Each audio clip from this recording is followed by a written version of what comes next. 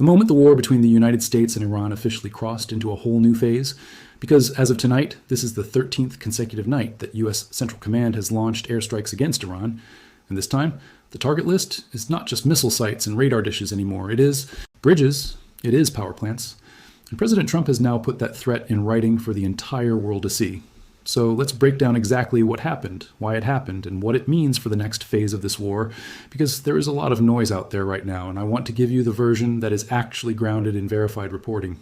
Not just headlines built to scare you, and I promise you by the end of this video, you are going to understand this war better than most of the talking heads on cable news right now, because we are going straight to the reporting, straight to the numbers, and straight to the actual statements from both governments, instead of just repeating whatever sounds the scariest. So here is where we start. On Wednesday, President Trump posted a direct threat on social media that reframed the entire targeting doctrine of this war in a single sentence. He said that from that point forward, anytime the Islamic Republic of Iran fires on a ship in the Strait of Hormuz, whether that is a missile, a rocket, a drone, or any other weapon, the United States will destroy one bridge or one power plant in response, and he specifically included targets located next to or inside the capital city of Tehran, which is a big deal because up until now the strikes on infrastructure had mostly stayed in the south of the country, nowhere near the capital itself. Iran's foreign minister, Abbas Araghchi, responded almost immediately, saying that Iran's defense doctrine is what he called an eye for an eye, and he threatened any country that actively supports U.S. strikes against Iran, which is a signal that Tehran is not just thinking about how to hit back at Washington, they're also thinking about who else they can drag into this fight if they feel cornered. Now, this bridge for a strike and power plant for a strike policy did not come out of nowhere. This has actually been building for months. Back in early April, when the Strait of Hormuz was closed to shipping traffic, Trump warned that he would designate a single day as what he literally called Power Plant Day and Bridge Day if Iran did not reopen the waterway. And at the time, strikes did hit 2 bridges and a train station. So the pattern we are watching now is really just an escalation of a strategy. Except this time, it is not a one-day warning. It is now the standing rule of engagement for the entire war. Every single ship attack in the strait now triggers an automatic bridge or power plant strike somewhere inside Iran. So let's talk about what has actually already been hit on the ground, because this is not hypothetical. This has been happening for close to 2 weeks now. On July 17th, U.S. forces expanded their strike campaign specifically to hit bridges and energy infrastructure in southern Iran, and Iranian state media reported that at least 6 bridges were struck that night, including one that was still under construction, along with a railway junction just west of Bandar Abbas, which, if you're not familiar with the geography, Bandar Abbas is Iran's main port on the Strait of Hormuz. It is the single most important choke point connecting Iran's coastline to the rest of the country. The strikes on those bridges and that railway line were clearly designed to cut off the roads and rail lines that Iran uses to move military supplies and weapons down toward the coast. One of the specific structures that was confirmed hit and geolocated by international journalists was the Khahuristan Bridge, which links Bandar Abbas to the city of Shiraz, and Iranian reporting at the time said at least 7 people were killed and 9 were wounded in that particular strike. Zooming out to the broader casualty picture, Iranian officials have said that at least 8 people were killed and 20 more were injured in that same wave of bridge and infrastructure strikes on July 17th alone. And just a day earlier, Iran's health ministry spokesperson said that at least 500 people had been injured in U.S. strikes since the ceasefire first started breaking down back on June 27th, with women and children among those killed. Now, I want to be very clear here. These casualty figures are coming from Iranian state and health ministry sources. They have not been independently verified by outside journalists in every case, but they are being consistently reported across multiple major outlets. So it is fair to treat them as the current claim toll, even while acknowledging that we do not have full independent confirmation on every number. On the American side, the human cost has been real too. The Pentagon has confirmed that nearly 100 U.S. service members have suffered some level of injury, mostly described as minor, since fighting resumed on July 7th, and separately, 2 American service members were killed and another went missing in action after an attack in Jordan, which is what triggered Trump's public promise that the United States would, in his words, swiftly punish Tehran. And that promise is a big part of why the bridges and power plants have become the new center of gravity in this war. This is now explicitly framed as punishment infrastructure, not just battlefield targeting. So now let's talk about the other side of this.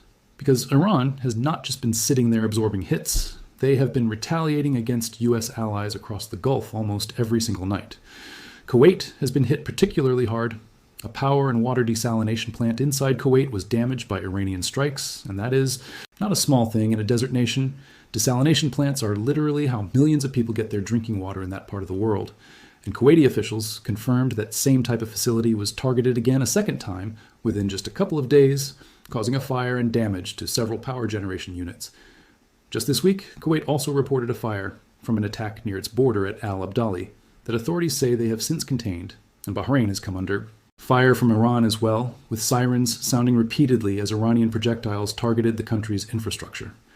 Qatar, which has actually tried to play the role of a mediator throughout this entire war, was also hit. A missile attack targeted the country and a child was wounded by shrapnel from an interception, which is a pretty striking detail because Qatar has one of the friendlier relationships with Tehran out of any Gulf state, and even they are not being spared.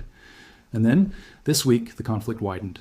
Again, the Iran-backed Houthi movement in Yemen claimed responsibility for striking 2 Saudi oil tankers in the Red Sea, and they have separately threatened to blockade the Bab al-Mandeb Strait, which is the other major maritime choke point in the region besides Hormuz. So what you are watching now is not just a 2-country war anymore. It is a multi-front regional conflict, where basically every major waterway that moves the world's oil supply is now a potential target. Think about what that actually means logistically for a second. If Hormuz is contested and unreliable, the natural workaround for shippers and insurers is to route tankers the long way around down through the Gulf of Aden and up through the Red Sea toward the Suez Canal. But if the Houthis are now actively hitting tankers in that exact stretch of water too, then you do not have a workaround anymore. You have 2 choke points under threat at the same time, which is a big part of why oil markets have reacted as sharply as they have. It is not just Hormuz being dangerous. It is that the backup route is getting dangerous as well. And that kind of double choke point pressure is exactly the scenario energy analysts have been warning about for years as the true nightmare case for global shipping. There's also a new wrinkle involving the United Kingdom. Iran has threatened to target at RAF Fairford, a Royal Air Force base in southwest England, after claiming that the US has resumed flying B-1 long-range bombers out of that base for strike missions into Iran. And to be fair here, CNN has reported that this specific claim from Iran has not been independently verified, so we should treat that one as an Iranian assertion for now, rather than a confirmed fact. But the UK government has already responded publicly, saying its armed forces are ready 24 hours a day to defend the country from any kind of attack, whether that attack comes from home or abroad, which tells you how seriously London is taking even an unverified threat at this stage of the war. Now let's talk about the economic side of this, because this is where the war stops being an abstract thing happening overseas and starts hitting people's wallets directly. Brent crude, which is the global benchmark for oil prices, topped to $100 a barrel this week for the first time since May. And that is a direct result of the fighting around the Strait of Hormuz, because roughly 1/5 of the entire world's oil supply moves through that waterway in normal times. Here in the United States, OA data shows that gas prices have jumped nearly 4% in just the last week, from an average of $3.94 a gallon to $4.09 a gallon. And if the strikes on power plants and bridges keep escalating the way they have been, most analysts expect that number to keep climbing. And it is not just the price at the pump. When oil crosses $100 a barrel, the ripple effects move through the entire economy. Shipping insurance premiums for any vessel willing to even attempt a transit through Hormuz go up. Airlines that route through Gulf airspace start adjusting fuel surcharges. And countries that import the bulk of their energy from the Gulf, especially across parts of Asia and Europe, start feeling inflation pressure almost immediately. So when we talk about a war over a waterway, most people in the West have never thought twice about. This is exactly why it matters. Far beyond the region itself, this is the artery that a huge share of the global economy depends on every single day. Shipping traffic through the Strait of Hormuz has been absolutely gutted compared to normal. At points during this conflict, as few as 3 ships transited the strait in a full day, compared to an average of around 130 ships per day before this war started.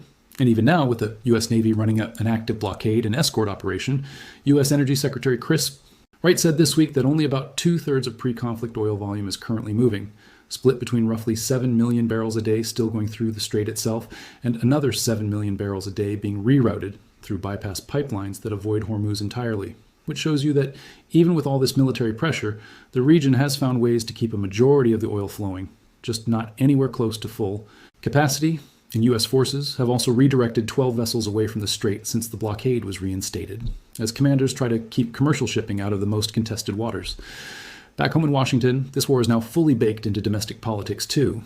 House Republicans just narrowly passed a $95 billion budget package and a 216-2. 114 vote. And that package includes $73 billion specifically earmarked to fund the Iran war, along with $12 billion in farm aid and $10 billion tied to voting law changes that the administration has been pushing. At the same time, there have now been multiple votes in Congress on war powers resolutions trying to limit or end U.S. involvement in this conflict.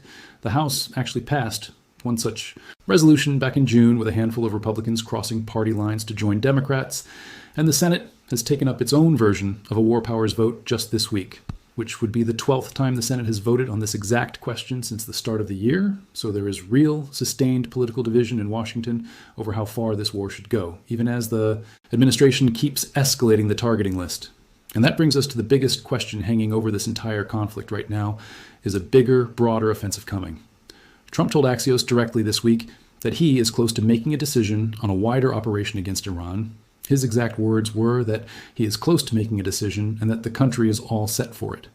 And he added that Israel would join any expanded operation within, in his words, 2 minutes if he asked them to, while also stressing that the United States does not need anybody else's help to carry out this campaign on its own. ABC News is currently reporting that Trump is actively weighing what has been described as a massive attack on Iran, but that no final decision has been made as of this recording.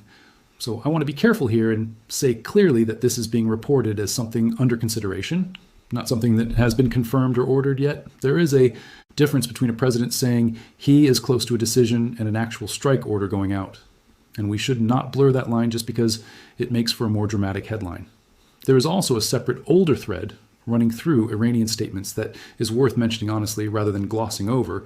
Iranian officials have accused Washington of using an alleged underground site, sometimes referred to as Pickaxe Mountain, as a pretext to justify further attacks. And Trump has previously referenced targeting that site as well. But I want to flag that the specific operational details around Pickaxe Mountain, what exactly is buried there, how deep it goes, whether it even is what Iran or American officials claim it is, that has not been independently confirmed with hard, verifiable evidence in the reporting I could pull for this video. So anything specific about that site, beyond the fact that both sides have referenced it publicly, should be treated as unconfirmed for now. And I am not going to sit here and describe tunnel depths and bunker specs to you like they are established fact when they are not. So let's step back and actually think through the strategy for a second, because there is a real logic behind the bridge and power plant doctrine, even if you find it disturbing, and I think it is worth explaining rather than just reacting to.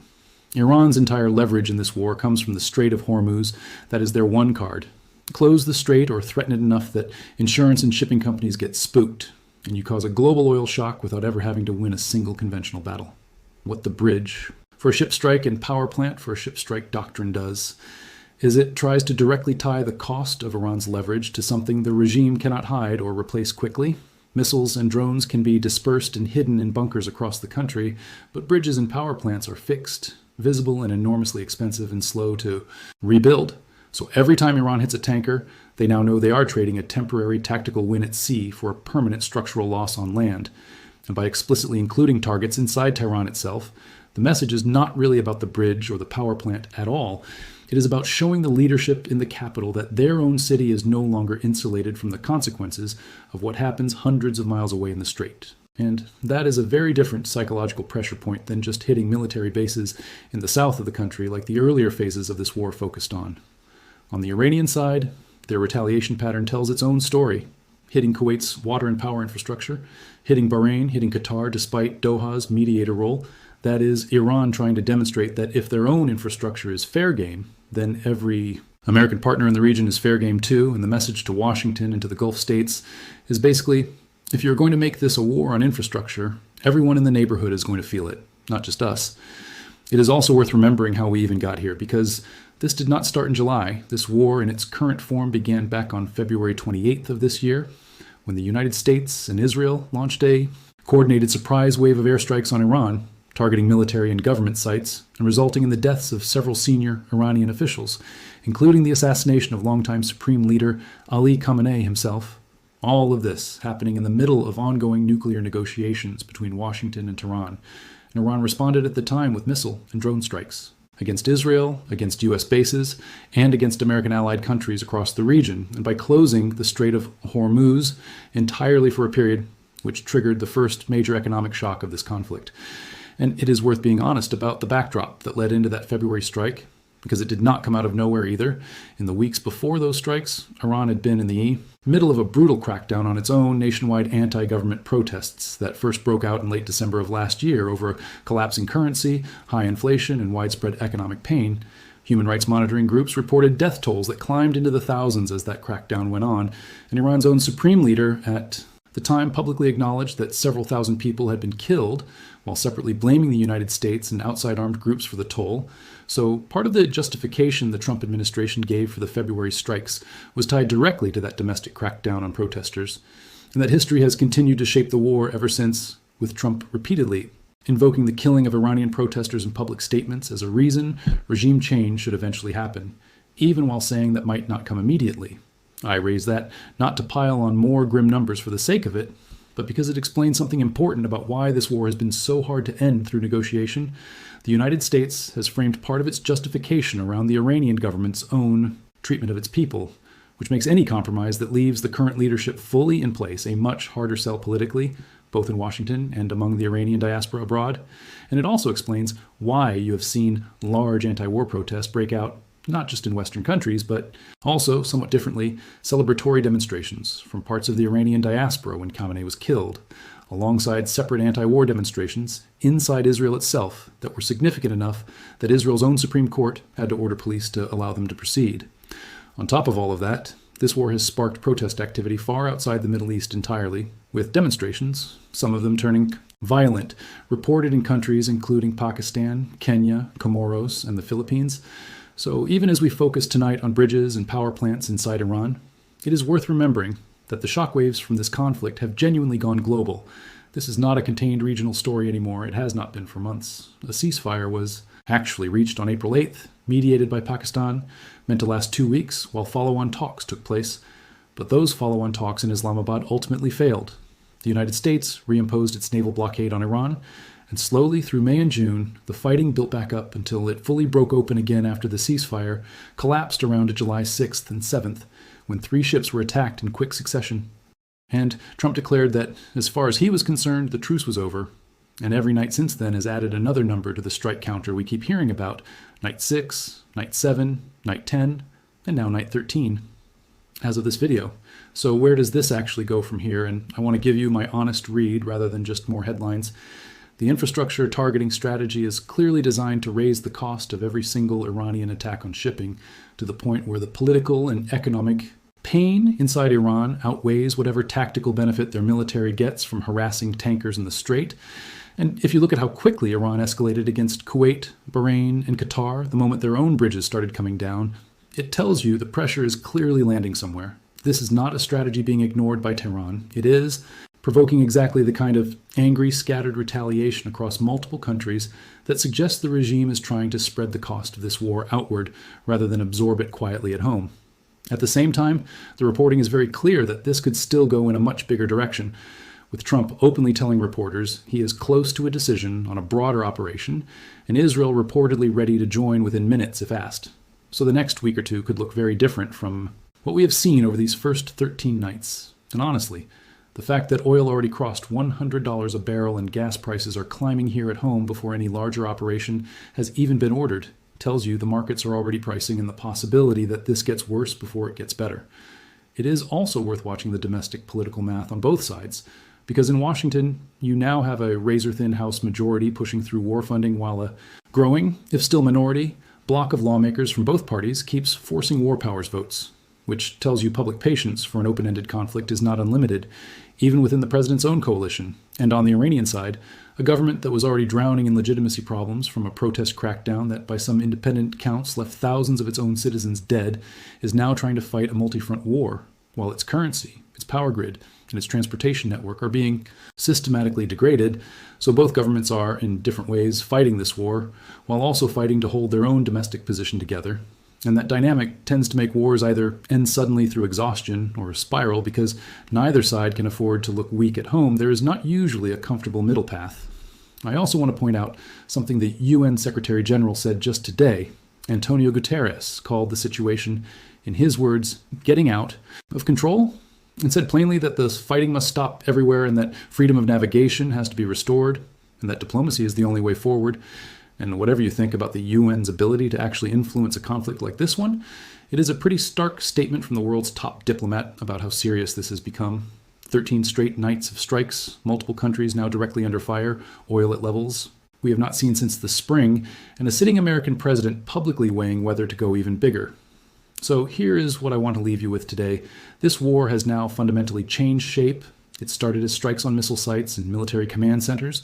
Then it became a naval blockade fight over a single narrow waterway.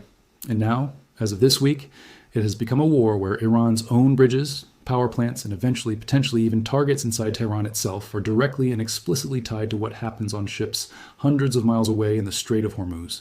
And every single Gulf ally of the United States is now getting pulled into the blast radius of that trade, whether that is Kuwait losing power and water infrastructure, Bahrain sounding sirens, Qatar taking shrapnel despite trying to broker peace, or now Yemen's Houthis opening up an entirely second front in the Red Sea. I want to know what you think happens next.